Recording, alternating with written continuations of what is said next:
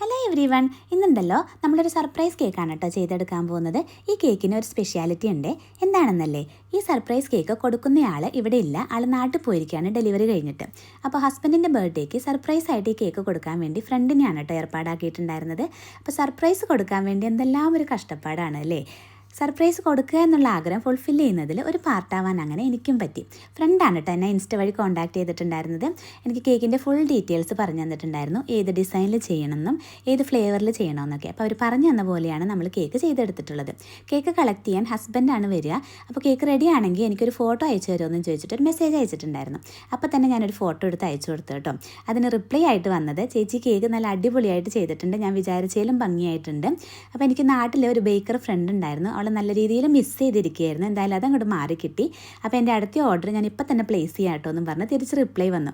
ആ റിപ്ലൈ വായിച്ചപ്പോൾ എനിക്ക് എന്തെന്നില്ലാത്തൊരു സന്തോഷം തോന്നി കേട്ടോ. അപ്പോൾ എനിക്ക് തരുന്ന സ്നേഹത്തിനും സപ്പോർട്ടിനും തിരിച്ചു ഒരുപാട് സ്നേഹം. അപ്പോൾ കണ്ടിട്ടുള്ള ഒരു മറുപടിയാണ് കേട്ടോ അന്നേരം വന്നത്.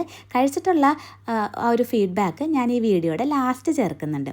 അപ്പോൾ എന്നോട് പറഞ്ഞു തന്ന പോലെയുള്ള സംഭവങ്ങളെല്ലാം വെച്ച് കൊടുത്ത് കേക്ക് ഫിനിഷ് ചെയ്തെടുത്തിട്ടുണ്ട്. ഇതാട്ടോ കേക്കിൻ്റെ ഫൈനൽ ലുക്ക് വന്നിട്ടുള്ളത്. അപ്പോൾ അത്രയേ ഉള്ളൂ നമ്മുടെ ഇന്നത്തെ വീഡിയോ. By for now.